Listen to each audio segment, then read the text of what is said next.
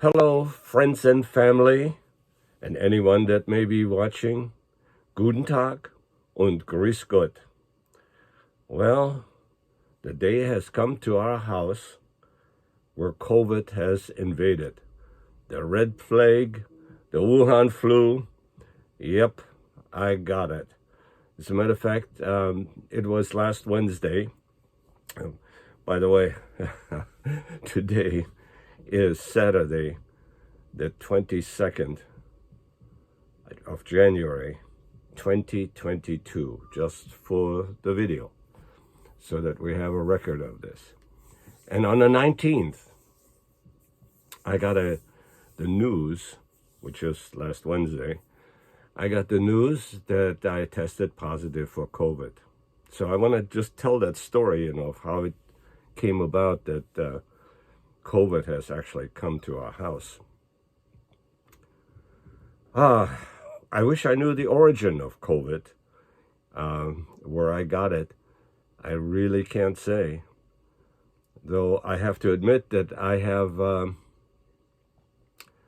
I've not always worn a mask. I've eaten inside restaurants. And I have seen a couple of my friends. By the way, nobody seems to have any symptoms but me. So, in fact, one of my friends that I had lunch with recently, actually it was, the last week, I went for a test because he was afraid, and his wife and he are both having underlying conditions that could cause a huge problem. He tested negative, so they're not concerned, which is a good thing. That means so far, I haven't given it to anyone that I know of. So I'm going to remove my mask because, I'm here alone, basically sequestered in one room in the house, because I don't want to spread it out. And so when I do leave the room, I do wear a mask and, hope not to give it to my son or to my wife. But so far, neither one of them have symptoms. And of course, they're vaccinated. So hopefully that will protect them if for some reason they have a reaction to this. But anyway, it's always a matter of concern when this happens to you, when you hear so many bad things, people are on ventilators and so forth. So let me just give you the timeline of this. So it was last Monday. That Monday evening, it was late afternoon, I started to cough, and I was at doctor's appointments with my wife, and I was coughing a little more than what I, like clearing your throat and so forth. And there was this urge to cough, like deep inside of my lungs, but there was nothing productive.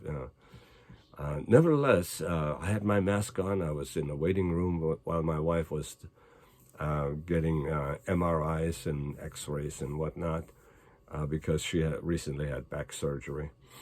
And they have to kind of keep tabs on it, see how it's going, and it went well. But anyway, I noticed that there was a woman sitting across from me. Everybody had their mask on in the waiting room because inside the hospital areas, they don't tolerate people without masks. They either throw you out or whatever. So I noticed that she had to go somewhere, and when she came back, she sat farther away from me. Now, mind you, that occurred to me later on. It occurred to me that why is she avoiding me? She must have noticed that I was coughing a little bit more than ordinarily and was concerned. Well, at that time, Monday evening, I wasn't so concerned. But by the time I got home, which then was in the evening, I start to feel like I'm getting a cold, and it was quite a it was getting serious. I was coughing more, and I felt pressure on my lungs, and sniffling, sneezing, and all that kind of stuff. The typical kind of flu symptoms that I think we've all had at one time or another.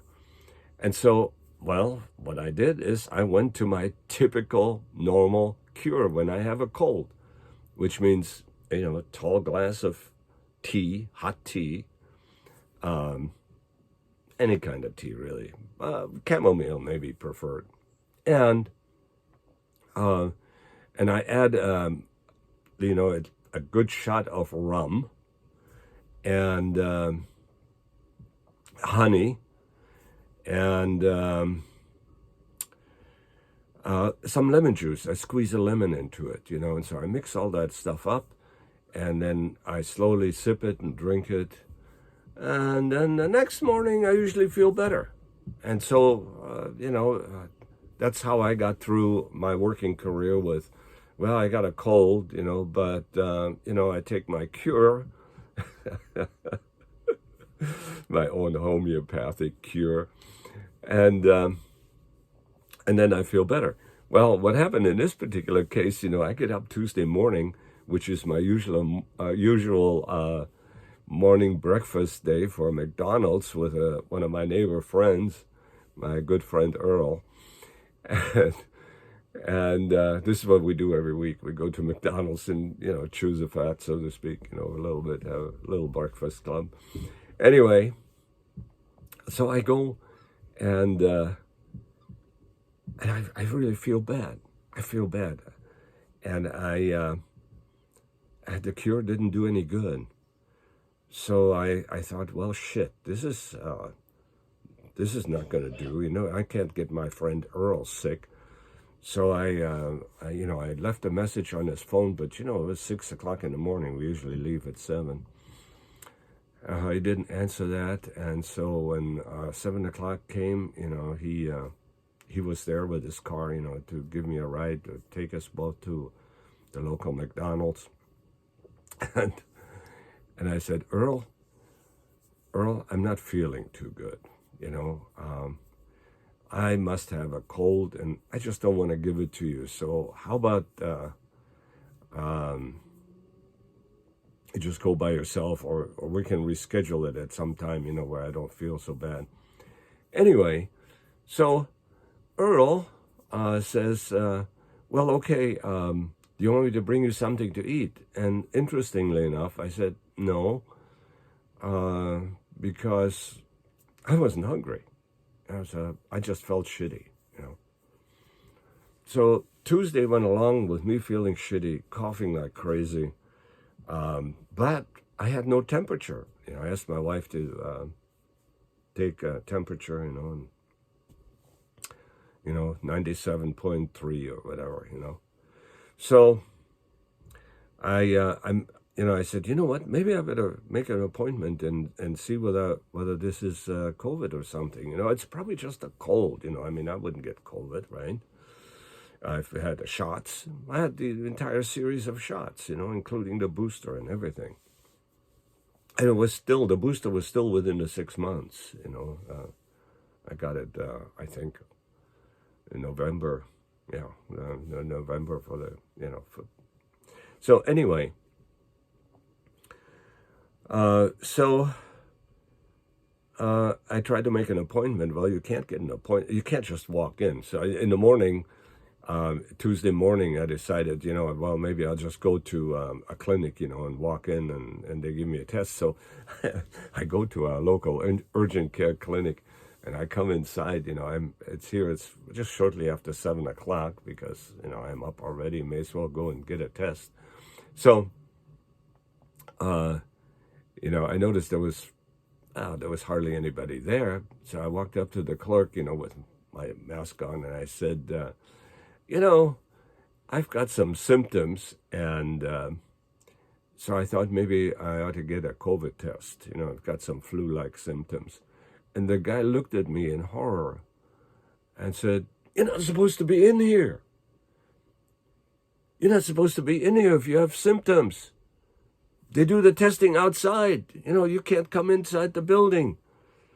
So, before he called the COVID police, to lock me up, send me to Molokai or some sort of leper colony, I just left. I said, okay. And sure enough, when I took a look on the outside, there was a tent, but they said, don't come back till noon. Oh, Jesus. And by the way, make an appointment online. So I go online and make an appointment. I couldn't get one until Wednesday at 5 o'clock. That brings me to the test. So I go there. But now the next day, I kept telling my wife that I felt better. But that was really stretching it because I was still having a dry cough. I said, get me some Theraflu, some Mucinex, and I don't know, stuff that cold ease. As a matter of fact, my son, Patrick, started to treat me with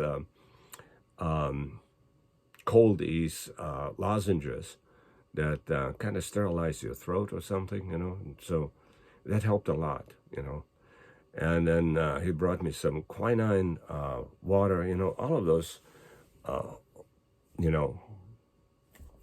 internet cures, that he's fully aware of, and it supposedly helped. And they probably did because, I didn't get worse on Wednesday, that's for sure, okay.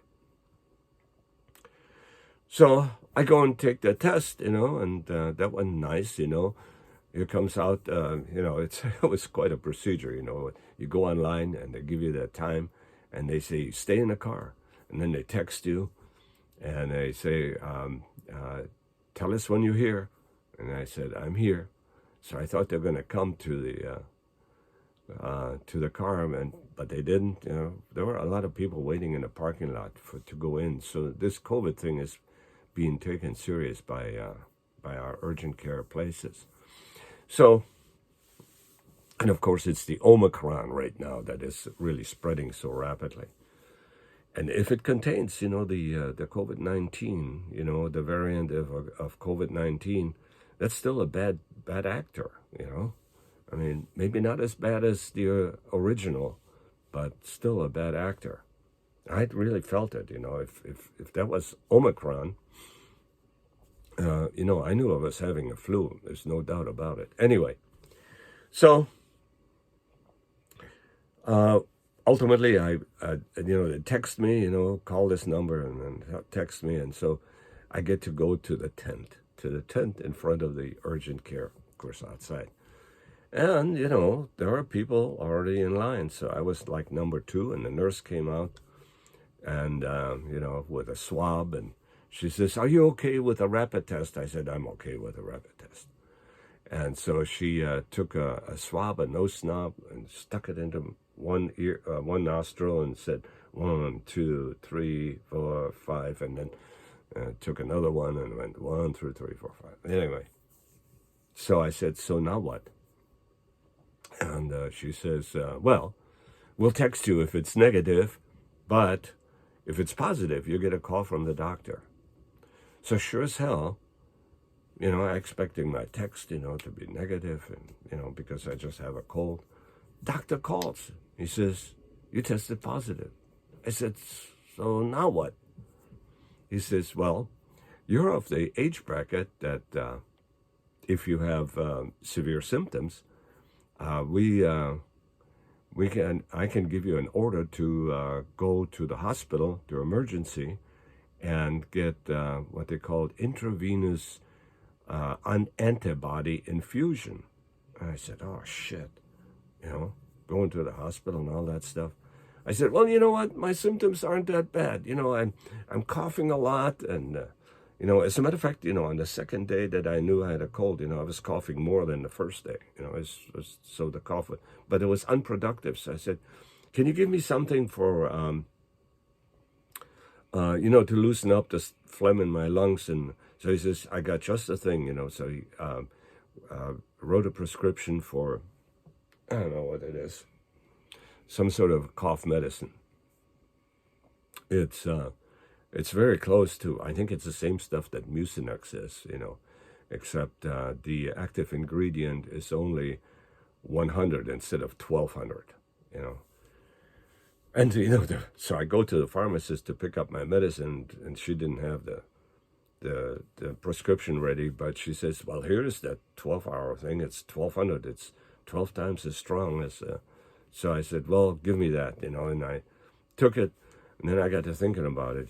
This is a guy, me, who had lung cancer, has got these sensitive lungs, maybe. And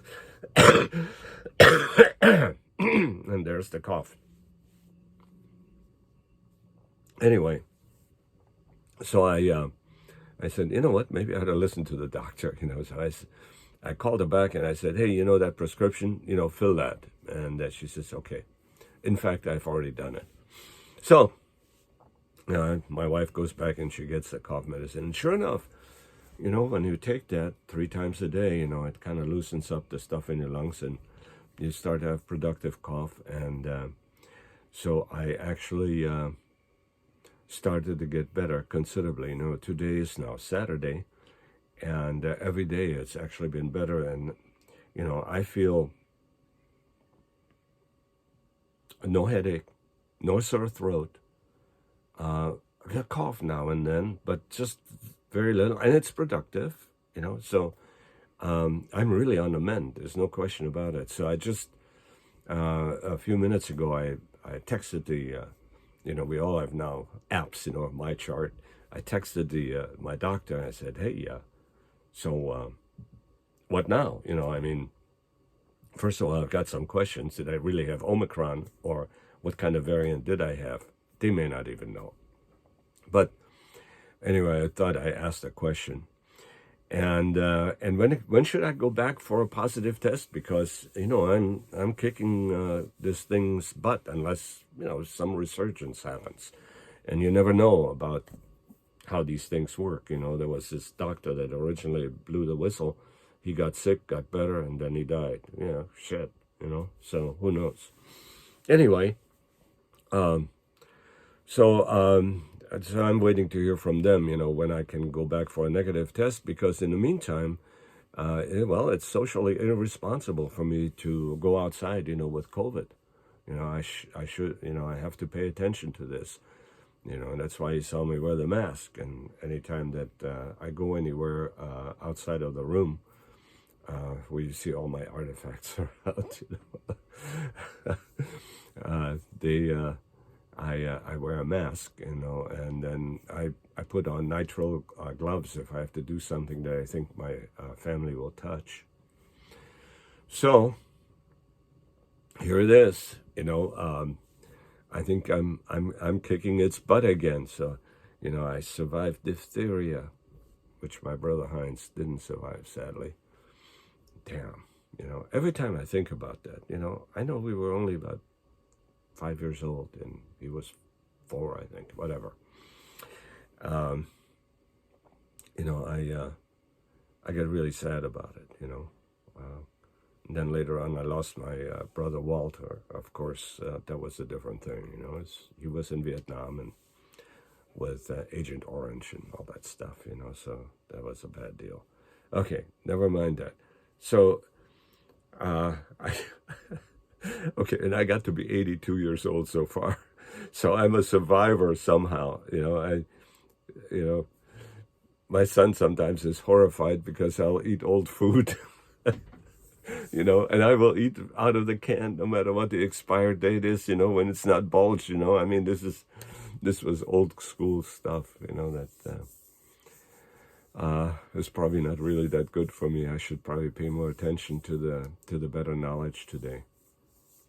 But hey, my actions got me to this point, and I keep pointing that out to him, and he says, I don't know how the heck you made it, Dad, so for so long. But anyway, so I think 20 minutes on this subject is probably plenty. So you can probably hear still a little raspiness or maybe deepness in my voice because it's not quite done. I'm kicking its butt right now, but it's not quite done. So if I take a turn for the worse or anything like this, I'll update you next week. Actually, you know, this video was supposed to be about machine shops, you know, part 2. But hey, was overtaken by events, OBE. All right, so now I will wish you farewell until we can communicate again with each other.